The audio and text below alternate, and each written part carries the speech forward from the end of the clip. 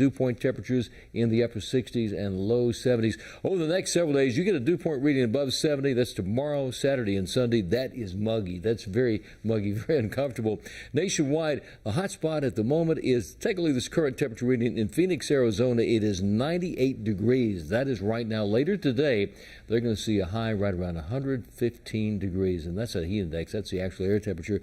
Futurecast shows we're not looking but much of a chance of storms today. Maybe a few isolated storms as we head towards the afternoon into the evening. Now tomorrow, a whole different situation. We get to late tonight, early tomorrow morning. Could be some showers out there. Pretty much rain-free right now, but this is midnight tonight. Storms north of here. This extends all the way to 3 a.m. along the I-40 corridor from, say, Hickory up to Greensboro. Then there's a break in that precipitation for most of the day tomorrow until we get to the afternoon. From 2 o'clock on, scattered showers, even a few strong thunderstorms, even the potential for a couple of severe thunderstorms. Take a look at that. Wadesboro, Albemarle, that's around 6 p.m. tomorrow evening on your way home. Be weather aware about that. As far as any rainfall totals, all over the place as far as some of the totals. Look at Monroe. They could get up to 3 inches of rain, maybe a little bit overestimated. We're talking about over the next 24 hours, maybe 0.2 of an inch, up to about an inch of rainfall, a definite possibility. Low, even mid-90s across the area. Again, today, check out that Guy Roofing 7-day forecast. Today, 93, low 90s with a chance of storms tomorrow afternoon. Over the weekend, we don't see a break away from those 90-plus temperatures. Storm chance increases a bit on Sunday. And next week, Monday, Tuesday, Wednesday, highs each afternoon will be at least in the low 90s. That's a weather word. We are now out of the COVID peak, but a pandemic past can still be found in Uptown Charlotte's office buildings. The push for more hybrid and remote work leading to an increase in office vacancies around the country. And now those vacancies are threatening the businesses themselves. WCNC Charlotte's Kaylin Hagwood spoke with industry experts about how the city of Charlotte is seeking solutions to this problem. Around the country, fewer workers are coming into the office.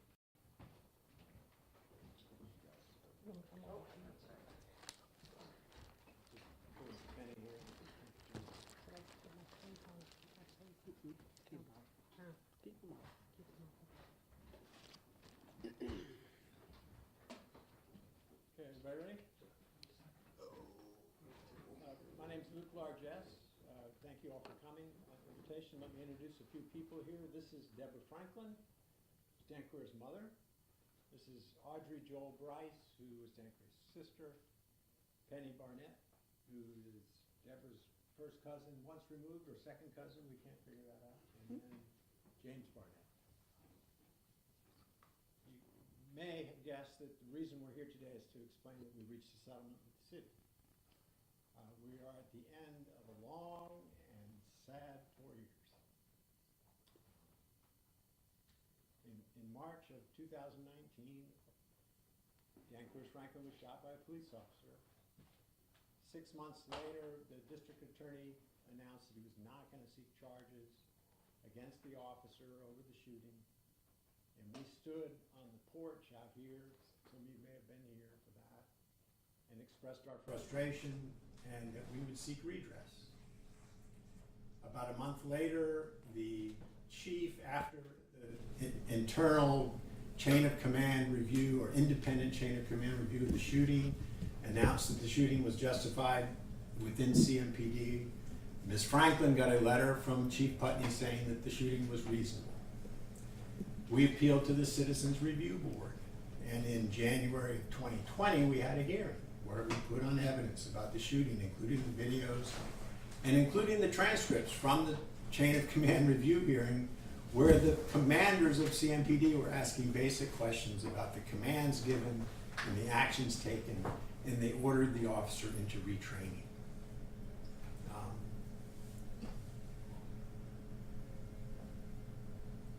The Citizens Review Board found unanimously that the shooting was not justified and asked the chief to change his recommendation, and he declined. And under the city ordinance, that issue then went to the city manager, Marcus Jones, and he stood with the chief. So in June of 2020, we filed a lawsuit. And after more than a year of the process of a lawsuit, of getting information and deposing witnesses and that kind of thing, both sides moved for what's called summary judgment, where the court will rule without a jury trial on the issues because the facts are established.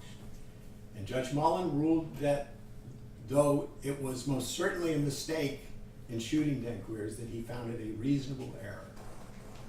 We then appealed that ruling to the Fourth Circuit.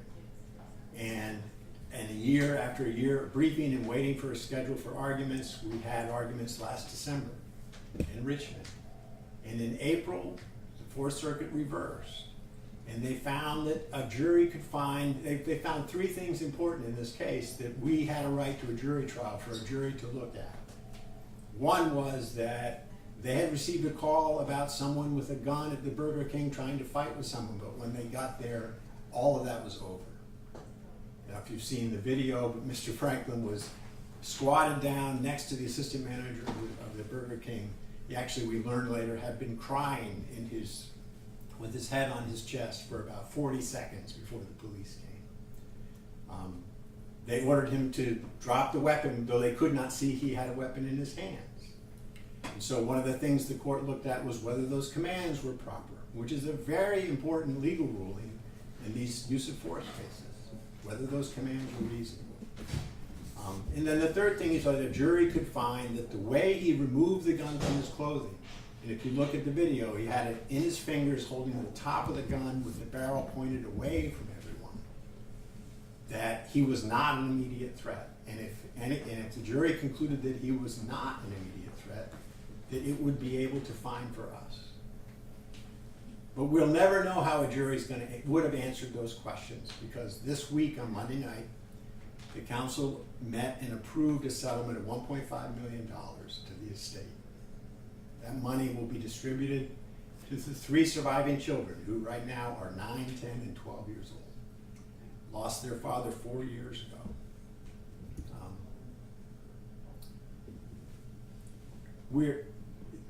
Audrey has volunteered, or they've been in agreement that she's going to say something on behalf of the family. And then we'll open up to questions after she's had a moment to comment. You ready, Audrey? Good afternoon, everyone. Like he stated, my name is Audrey Price, and I'm Danquirs' sister. He was more like my son because we're 26 years apart. Who was Danquirs? He was a loving son, well-mannered brother, father, and friend. He loved his 3 children. If Danquirs was not with his children, he was either working or playing basketball. And we called his special friend, or with special friend, which is called the PlayStation. He was an old soul who loved music, especially the Temptations. David Ruffin was his favorite artist. He was a co-author of a book. He was never, ever in trouble, never been to jail. He was a very kind, generous, always giving, gave the very best gifts.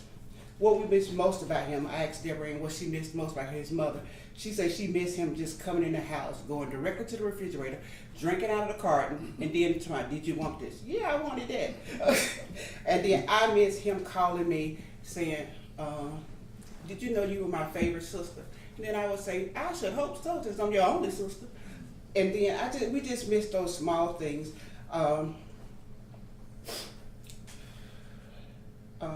I wear his ring with me since the day he died. I have his class ring because this is the only way I can just keep him close to me.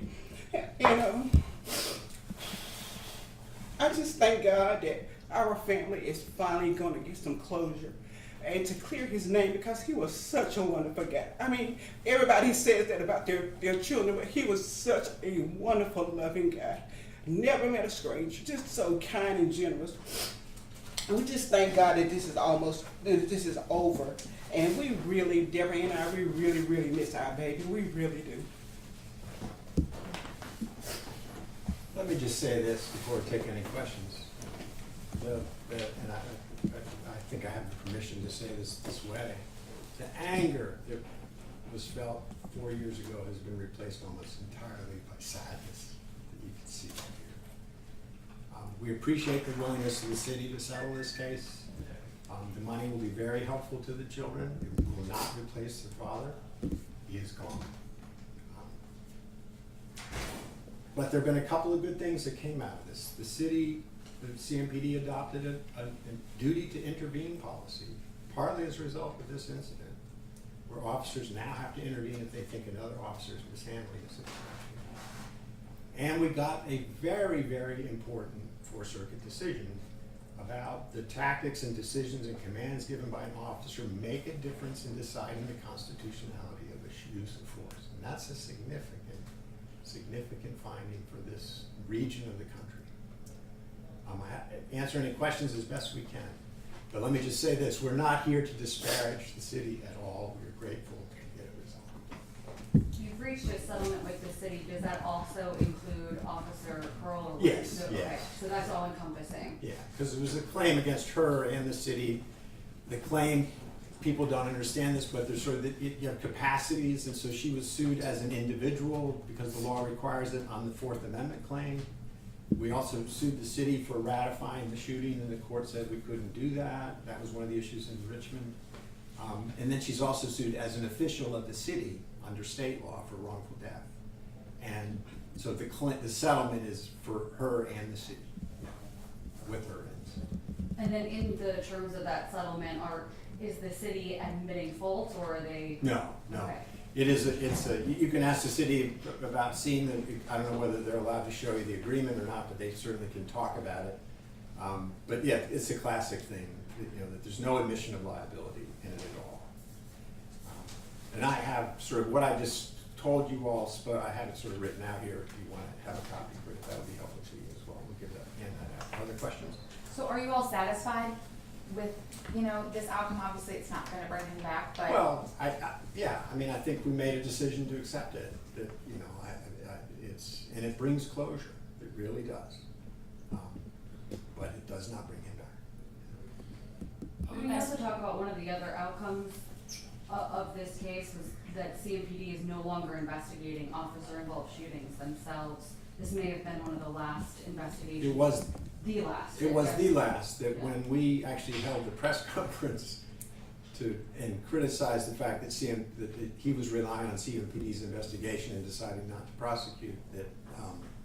And I think right after that, you'd have to ask Mr. Merriweather about that, but right after that, he decided they were going to go to the SBI instead. Is that a legacy that comes out of something like this, that changes the way that police conduct goes forward? I would hope so, too, because there had been a lot of concern over time that CMPD always did its own internal investigations of any of the alleged misconduct of its officers. Somewhat cynically, I have to say that the SBI is not a huge step forward in terms of if you look at their track record of the way they've investigated officer-involved shootings. I think there's been one time in the 30 years I've been practicing law where they recommended charges against an officer. Are there any other changes that you would like to see from CMPD moving forward when it comes to officer-involved shootings? Well, I think the one thing that's out there that's very helpful, and I don't know, there's been a lot of discussion, it's not just here, it's a national thing, it's called this Crisis Intervention Training, CIT, and they're trying to get everyone to go through it. But there's some limitations to the value of that, but sort of the notion that you assess whether what really needs to happen is have social workers or some other counselors come in and try to diffuse the situation. I think they say in this situation where there was a gun, they didn't have the time to sort of do that. But clearly he was in an emotional crisis, upset. We were learning, about what the dissolution of his family, and was very, very upset. And any thoughts or concerns that Wende Kerl is still an officer with CMPD? No, that's between CMPD and her, and we're not here to malign anyone. What do you believe the city can do to prevent shootings like this to happen in the future, or what does the family want to see from the city of Charlotte moving forward to prevent things like this from happening again? I don't know that they're prepared to sort of offer an opinion about sort of policy and that kind of thing. I mean, I think it's what we're talking about, and I think a lot of, there's been a lot, especially since George Floyd, there's been a lot of serious discussion and soul searching about how do you limit sort of these fatalities. And I think that CMPD is acting in good faith to try to see what they can do. I do. Do you think the ruling from the Fourth Circuit has set something of a precedent when it comes to cases like this, and what do you think the impact will be? I do, because it sort of looked at the factual mistakes of the officer, and often up until that point there had been this discussion where sort of you only look at the moment of the shooting, and here they looked at sort of the prequel, if you will, sort of what happened after they got there in that 30 or 40 seconds before the shot. That itself, there's some, the law professors and people who follow this case law, they see that as a very interesting potential development here for the Fourth Circuit. But also just the notion that an officer makes an unreasonable mistake that they can potentially be liable. Very important. Is there anything else the family would want to say just about Danquirs Franklin, maybe how you want him to be remembered? I mainly want him to be remembered, just like I said, he was a loving father. He subscribed to Parent Magazine. Who you know, a 27-year-old subscribed to Parent Magazine. I even have them here. And I keep these last two that came to my house because that's the last stuff I have of him. And like I said, he was a co-author of a book about black men becoming mentors. He was a great person. He really, really was. He was very kind-hearted. And I just want everybody to know that he wasn't a bad person. He was never, and he just made a mistake. Right. He just made a mistake. We know that Danquirs had 3 children, your grandbabies. How do you keep his memory alive for them, and how are they doing? They're Deborah's grandbabies. Yeah, just to be clear. Okay. Us look better. Do you want to say anything? You don't have to. Hey, James wanted to say something. Yeah, I just wanted to say that, like Audrey was saying, he wasn't a bad guy, and he wasn't a rebellious guy. And the evidence showed in the videos that, like you say, he made a bad decision in the midst of rage as a father to protect his children. And I spoke to him maybe 30 minutes before that happened. And I gave him some good advice on how to handle it, but he was in such rage about his children, protecting his children, he made a bad decision.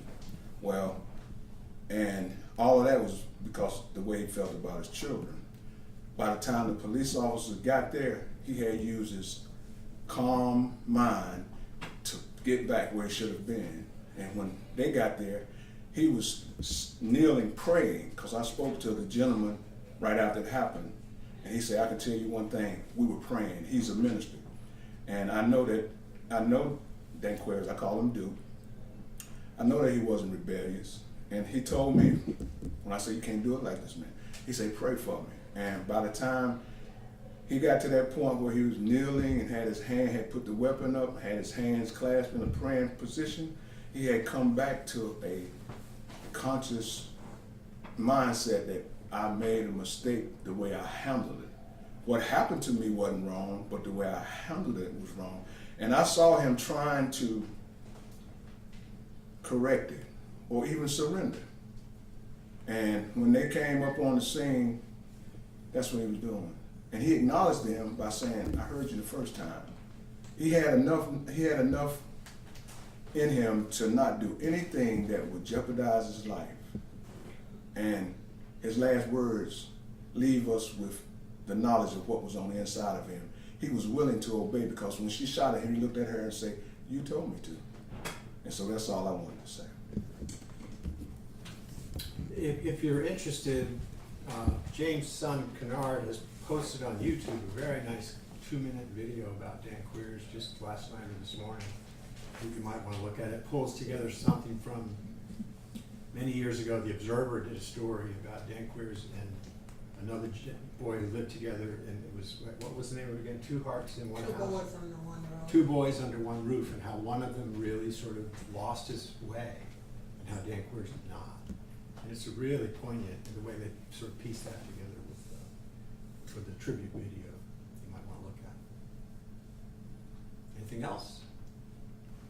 Well, I guess the settlement, is that what you were looking for in terms of just the details of it? Well, I mean, lawsuits, it's a hard thing for people to understand, but lawsuits are about money. I mean, that's the way we resolve them, is by making payments. And so we hoped we would get some sort of resolution, either from the jury or from the city. And who knows what the jury would have done. And so is this kind of the final step in all of this? You don't This plan is, to take this is any it. other? Well, you know, we'll file a dismissal when the money's paid, and like, I think within 30 days kind of thing, and then you'll see that up on the docket sheet. From your knowledge, is this the first time the city has settled a wrongful death suit when the charges have not been brought and there was no internal policy or reprimand? No, there have been settlements over the years. There have been. You know, I'm trying to remember the name of the gentleman. There was the charge a few years ago, and I'm drawing a blank on it. But you all know the story. They brought second-degree murder charges against the officer, and he was acquitted at trial. But that was the only time that I've been, in the 33 years I've been practicing, that I knew of any charge being brought against a CMPD officer over a shooting.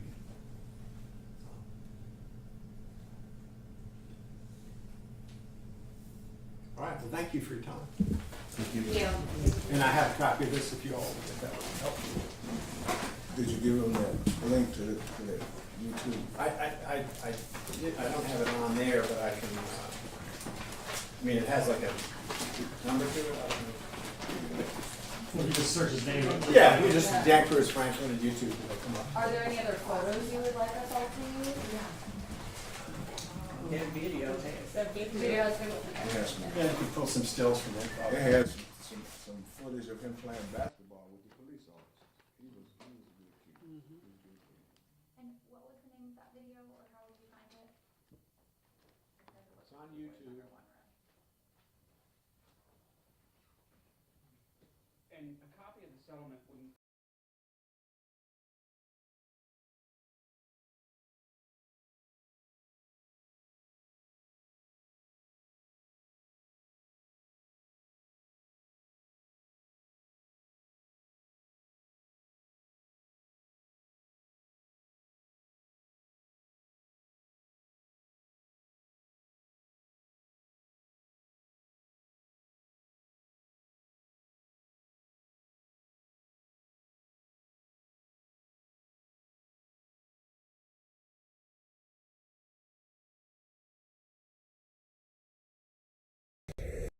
I'm Vanessa Rufus. And I'm Colin Mayfield. Join us weeknights at 5, 6.